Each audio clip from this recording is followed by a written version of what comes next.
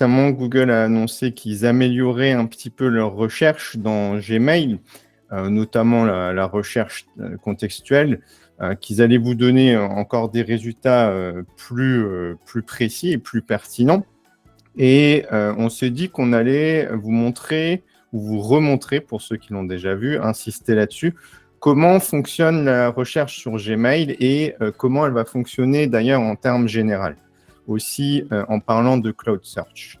Alors d'abord, petit rappel sur la recherche sur Gmail. Vous avez le moteur de recherche qui est au centre. Évidemment, Google, à la base, c'est un moteur de recherche. Ce moteur-là, il fonctionne sur 3 niveaux. On a d'abord les listes de suggestions. Quand vous allez faire une recherche, par exemple, sur formation ici, vous aurez directement des éléments qui vont apparaître dans cette liste. Plus vous tapez de mots-clés et plus vous avez de chances de retrouver les éléments directement dans cette liste. C'est notamment aussi cette liste-là qui doit s'améliorer maintenant avec les nouvelles fonctionnalités, les nouvelles technologies que Google ont mis en place. Deuxième niveau de recherche, alors je vais vous montrer un exemple. On est au mois de septembre. Vous savez que le mois de septembre, c'est propice à l'achat de certains produits. Je parle évidemment des maillots de bain, comme vous l'aurez bien compris. Ou alors, peut-être pas, on va plutôt rechercher les plaids. Avec cette température actuelle, allez. On a fait une analyse de marché sur les plaids, on va donc rechercher les plaids. Si je fais une recherche comme celle-ci, je cherche plaid, vous voyez qu'il y a déjà un certain nombre de choses qui apparaissent directement là dans ma liste. Donc, dans mes suggestions, Google me propose directement ce que je cherche. Donc là, pas de chance pour ma démonstration. J'ai déjà trouvé trop rapidement ce que je cherchais. Mais je vais quand même vous montrer la suite pour que vous voyez comment fonctionne ce moteur de recherche.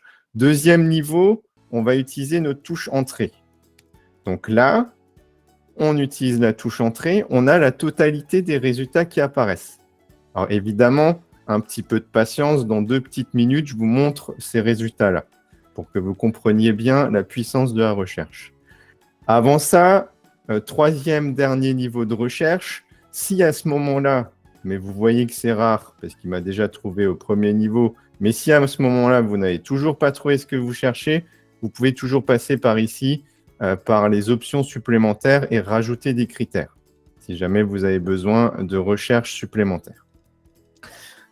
Pour ceux qui ne sont pas convaincus, parce que je sais qu'il y en a parfois qui ne sont pas convaincus, sur la puissance de ce moteur de recherche, on va regarder ce qu'il nous a trouvé ici. Alors, si je regarde ce premier mail, là, on va regarder ce qu'il y a à l'intérieur. C'est un petit peu facile. Dans le contenu du message, si vous regardez ce qu'il y a ici, c'est noté plaid. Ça, pour Google, c'est un petit peu simple. Donc, on va essayer de trouver quelque chose d'un petit peu plus complexe pour lui. On va regarder le deuxième mail qu'il nous a retrouvé. Et là, ça va se compliquer. Si vous regardez ce qui est noté là-dedans, j'ai fait exprès, dans le titre, dans le sujet, je n'ai pas noté plaid. Dans le contenu du mail, je zoome un petit peu si vous n'avez pas des yeux bioniques, il n'y a pas écrit plaid non plus. Mon nom de famille n'est pas plaid non plus, on n'a pas triché. Par contre, regardez ce qui se passe là en bas. Il y a une pièce jointe. Dans cette pièce jointe, il n'est pas noté plaid dans le nom de la pièce jointe. Par contre, si vous allez à l'intérieur, si on ouvre cette pièce jointe, c'est une capture d'écran. Et là-dedans, sur cette image-là, il est écrit plaid. Vous voyez que je ne peux pas faire de sélection, hein. C'est bien une image. Donc, à l'intérieur de l'image, il arrive également à lire ces choses-là.